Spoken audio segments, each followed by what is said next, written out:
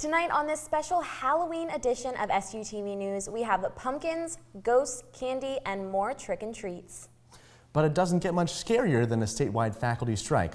We have more on the outcome and the impacts. Stay tuned because it's all right now.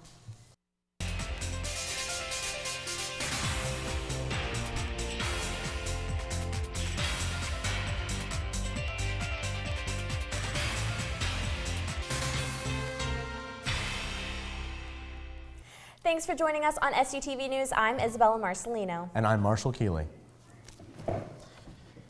We have breaking news from the negotiation table.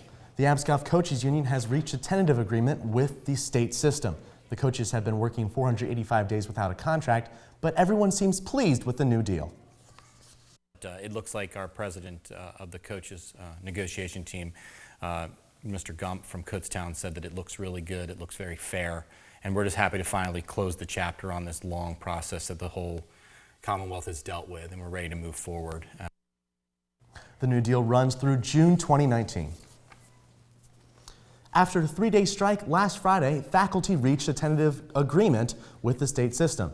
The agreement meant compromise on both sides.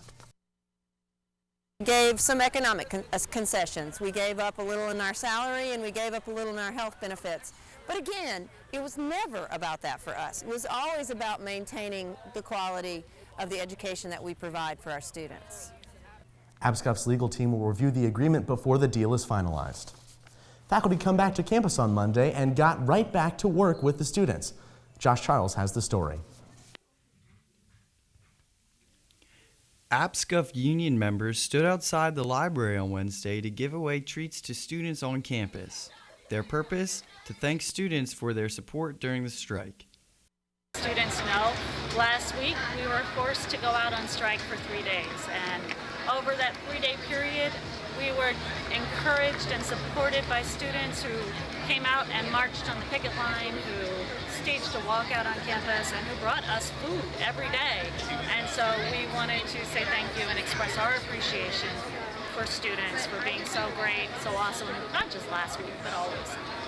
Students went back to class this week under a tentative agreement between APSCOF and PASHE, while a permanent contract is still being finalized. Students and professors will work together to make up the missed classes. Faculty explicitly that they have to make up that work. And so people will be maybe adding a discussion board or something on D2L, or instead of showing a film in class, maybe saying you have 2 weeks to watch it outside of class. They will be adding hours during office hours so that students can get the advising and the support that they need. APSCOF has not yet set a date for members to vote on the new proposed contract. For SUTV News, I'm Josh Charles. Shippensburg faculty are ready and excited to get back to class and finish out the semester. It's homecoming week at Shippensburg, and the homecoming committee isn't short on activities. Avery Quinn has the story. Students filled the Cub NPR for homecoming trivia, and the homecoming committee has several more events planned, including a lip sync battle. It is $1 per entry, so we do recommend people come with cash available. All the money goes directly to the Cumberland Valley Animal Shelters. But the homecoming committee isn't the only group busy this week. The homecoming court has also been working to get ready for their big day. The whole entire homecoming court, we went to the Cumberland Valley Animal Shelter, which is our fundraiser, and we helped clean animal cages and just kind of helped them out this morning to volunteer. Festivities continue through homecoming weekend. For SUTV News, I'm Avery Quinn. The homecoming game starts at 1, and the king and queen will be crowned at halftime. SHIP's Responsible Raiders is doing its part to make the infamous Richard Avenue a safe place this homecoming. The street will be blocked off on both ends Friday and Saturday from 9 p.m. until 2 a.m. for a safe party atmosphere. It's an official Responsible Raiders block party. Responsible Raiders took it upon themselves as a student group to, reach out to different assets around the community. Extra borough, state, and campus police will be near, as well as the regular Richard Avenue security. Students must register themselves and guest online and pick up their wristbands before entering. You do not need to be 21 to enter, but must be 21 to drink. Wristband pickup is at 205 North Queen Street from 8 p.m. until 11 p.m. The slate will host members of the college Democrats and Republicans for the student political debate next Tuesday. The debate helps students stay on top of the issues candidates are talking about on the campaign trail. If they're trying to learn more about specific topics, this would be a good way for them to find out more. And also basically just to encourage kids to vote and to be informed before they vote so that you're not just going in blind choosing a candidate. The student political debate is Tuesday at 7:30 in the Cub NPR. It's probably been a long time since crayons were necessary in school, but they do have a place in SHIP through the Crayon Initiative. This nonprofit organization takes unwanted crayons, remanufactures them, and provides them to hospitals, schools, and art programs caring for kids. Circle K has an initiative through our international and our district board that we're supposed to be helping kids in need this year. So we came up with this. So we are trying to collect old, used, new, brand new, broken, whatever kind of crayons you have, and then we're going to put them in these boxes all around campus. And then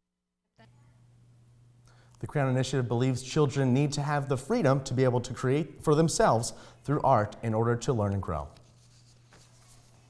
When we come back, a Canadian pharmacy sells a brand new drug.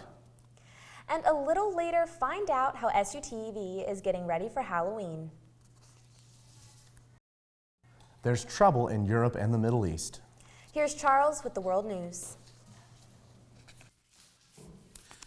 2 earthquakes struck central Italy just hours apart on Wednesday. The magnitude 5.5 and 6.0 earthquakes resulted in the collapse of many buildings, and the country is now in the process of cleaning up the damages and looking for possible survivors in the rubble.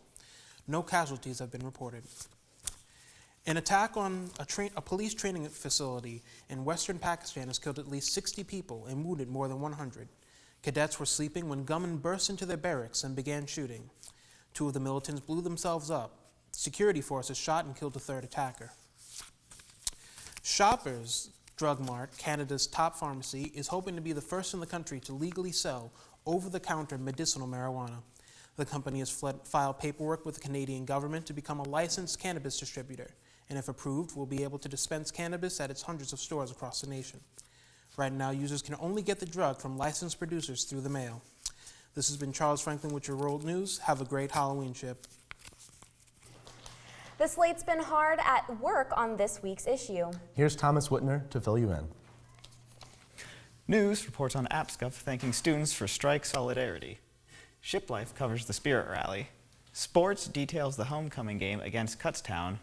Opinion has an article on how media plays a role in politics today, and Entertainment highlights both a performance by Survivor and a performance by the Monkees at Lures. Check out the Slate on newsstands on Tuesday and keep up all week on theslateonline.com. I'm Thomas Whitmer. When we come back, find out what treat won our candy poll. Also, see how the Fetty Wap concert is changing the ways of APB.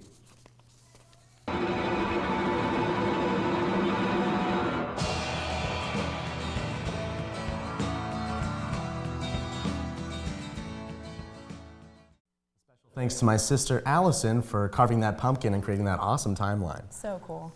Well, hopefully we're going to have some clear skies on Monday night for those trick-or-treaters. I know. I always love seeing them in their cute little costumes. Mm-hmm. So cute. Let's head over to Rebecca for this week's weather. Trick or treat, Ship. The weather is warming up this weekend. Tonight, expect showers and a low of 44. Tomorrow, partly cloudy skies and a high of 57 and a low of 42. Let's take a look at our 5-day. We are looking at a warmer weekend. Saturday has a high of 74 and a low of 57 with partly cloudy skies. Sunday brings partly cloudy skies with a high of 73 and a low of 46. The start of our week brings partly cloudy skies with a high of 59 on Monday and a high of 66 on Tuesday. Have a fun and safe homecoming and a spectacular weekend, Ship. Before we get to Halloween festivities, let's get to entertainment news. Ship went big city on Sunday when a big-time rapper came to town. I got the chance to go backstage and see how APB set the whole thing up. Fetty Wap took Shippensburg by storm on Sunday and handed APB some of the highest ticket sales recorded. It was one of the most requested artists on our last survey we sent out almost a year ago, and we tried to get him for the spring, and we just couldn't make it work for the dates and stuff. So we put it on hold till this fall. But even with the high demand, it is not an easy process for APB to get singers to come. Figuring out which artists we want to bring to campus and then executing that process all the way through, making sure that we're in contact with the agents to get a contract. Beginning stage setup for Fetty started the night before. This morning we were here at 7:30. The production team got here. We were unloading the trucks, getting everything set up so that we're good for sound checks around 2 or 3 o'clock. But APB still had a good time. It's really busy, it's really chaotic. You don't really sleep much, but I love the day out. And when the last song ended, APB still had work to do. The tech crew worked until 2 a.m. to break everything down. SUTV, what's up, squad? No problem. Thank you for having me. APB is already working towards the spring 2017 concert and are asking for student input on the next performer. If you need a break from the homecoming festivities, then stop by the Lours Performing Arts Center on Saturday at 8.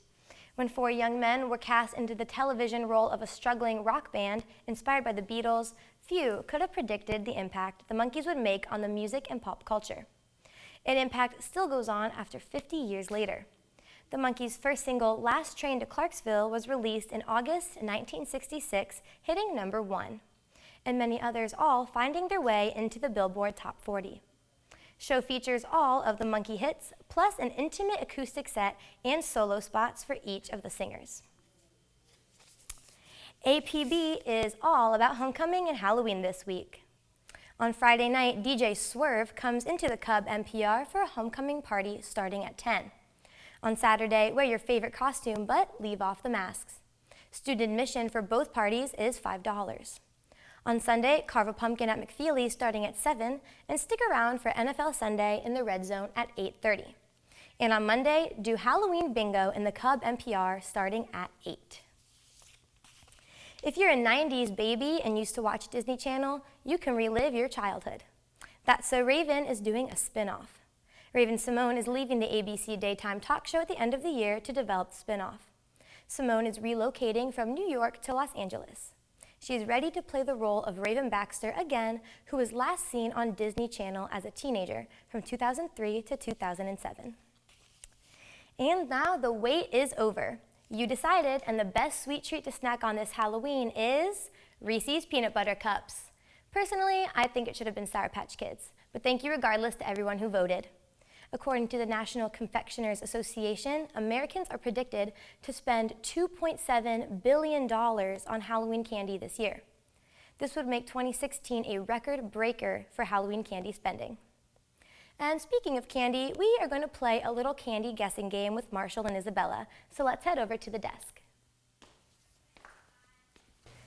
All right, guys, are we excited to play? Yes. So I can excited. smell the candy already. I'm so excited. I haven't been out trick-or-treating in years. Okay, well, when I tell you, you're going to put your blindfolds on. I'm going to hand each of you a bowl of candy. All right, you're going to try to take a bite and try to guess what it is. Sound good? Sounds good. Okay, go ahead, put your blindfolds on. Oh, man. Okay, Isabella, you're going to go first. Okay. Go ahead, I'll guide your hand right there. Okay. Grab one piece. All right, Marshall, go ahead. There you go. All right, think you got a good taste for it? Isabella, you're going to guess first whenever you're ready. I'm going to go with the Milky Way. Okay, Milky Way. Marshall? Actually, I think this one's Three Musketeers. Three Musketeers, okay. Isabella got this one. This is the Milky Way. Oh, yeah. That's all right, okay. One for Isabella. Marshall, you'll catch up, don't worry. All right, go ahead and get the next one. Let me clear my palate. You're good, I know. Here we go. Okay, Marshall, you got it? Yep. Okay. It's melted. Oh, yeah. You know this one? You think you got it? All right, Isabella, you can take your guess. Is this one of Three Musketeers? It's very light. Okay, Three Musketeers. Marshall? Yeah, this one's the Three Musketeers. Okay, good job. You both got it. This one's Nice so work. good. All right, we got 2 for Isabella. We have 1 for Marshall. You still have time to catch up. All right, our last chocolatey candy, okay? Go ahead. Oh, my God. All right, sorry, it's kind of melty. Go ahead. Right All there. these calories. All right, Isabella, Ooh, you think this you got it? one's- Yeah, this one's got a crunch. This Okay. is a Snickers. Okay. Marshall, what are you feeling? I agree. A Snickers? Taste that peanut. You both got it. Okay. Isabella is still leading by 1, but now I have for you each a bowl of Skittles, okay? Can we just have the rest of the chocolate? Yeah, you can keep it when we're done. Great. All right, when I hand you the Skittles, you're each going to pick just one out, okay? You're going to show it to the people at home, and so they can see your color, and you're going to try to guess which flavor you've got. So Isabella, go ahead, reach your hand in there, grab just one. Okay. All right, hold that up, everyone. Okay. Go ahead, Marshall, grab one. Okay. Go ahead, Marshall. All right, Isabella, you have a feel for it? It's all right. Is mine the green? Is it the lime? Yours was orange. That's all right. All right, Marshall, this is the tiebreaker. Or no, this is if you guys tie. Sorry. Go ahead, see what you got. I actually think mine was the green. You got it. Oh, man. You guys tied for candy. Good job. You can take your blindfolds off. Oh, man. All right. Did you guys enjoy that game? This can just be put all year. Okay. Put that in my to-go bag. Well, we do have some cleaning up to do. Yeah, but don't go away. Sports is up after the break.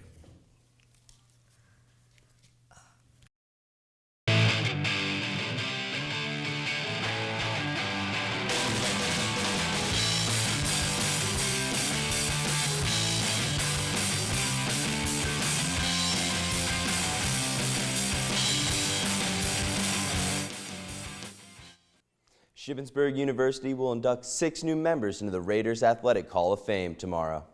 The inductees are Megan Elliott, a 2-time PSAC 400-meter champion, former Eagles defensive lineman Ron Johnson, All-American first baseman Jay Kipp, 3-time All-PSAC second baseman Katie Rowlands, All-American offensive lineman John Sells, 1950s football standout Don Stankus, and honorary nominee Bob Yoakum, who spent 20 years as the assistant coach of the baseball team. Shippensburg's men's and women's cross-country team ran into the PSAC championship ranked top 25 in the nation. Both of the men's and women's teams dominated as the men won its 2nd team title in Shippensburg history, and the women's won their 8th. Senior Casey Norton edged out Seton Hill's Chelsea Poole to become the first Raider since 2012 to win an individual PSAC championship. Norton shares her experience.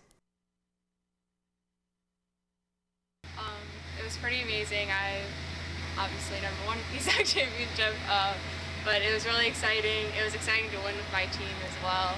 I didn't expect it necessarily. I think I didn't want to go in expecting to win. You know, you just want to go into the race and race it. So, but it was, I mean, it's a pretty special experience and one I'll remember. So.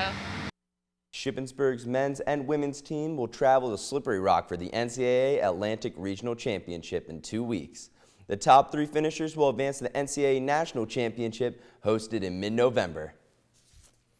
Shippensburg's swim team returns for their first home meet on Friday. The men's swim team is looking to get their first win when they face Fairmont State, while the women are looking for their 2nd win against Cal. Coach Tim is expecting a dual meet to be close, but says both teams are capable of scoring a lot of points.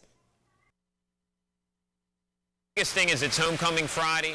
It's our first home meet. You know, we're kind of the only event here that night, so I think there's going to be a lot of energy, and the team's really excited about it. I hope we get a lot of people to come out and watch it. The dual meet begins at 5 at Higas Fieldhouse. Junior Cole Chipielli was named PSAC East Special Teams Player of the Week. Chipielli scored on a 79-yard punt return against Millersville. This marks the 2nd consecutive week Chipielli had a punt return for a touchdown. Chipielli finished the day with 240 all-purpose yards, the most since Blair Brooks in 2014. Chipielli and the Raiders will celebrate homecoming with PSAC East Showdown with Kutztown. SUTV will have live coverage of the game starting at 12:45, Red Raider pregame show. That's it for sports. Let's head back to the desk. Breaking news from State College. Former Penn State coach Mike McQueary won his defamation lawsuit against the university. McQueary claimed the university treated him unfairly after the assault charges on Jay Sandusky were leaked. The court concluded that press releases by the university were misconstrued, that McQueary lied to the university. McQueary was granted $7 million. That's it for SUTV News. I'm Marshall Keeley. And I'm Isabella Marcelino. Don't forget to follow us on Facebook, Twitter, Snapchat, and Instagram at SUTV News. And check out our website, SUTVnews.com. We'll see you next time.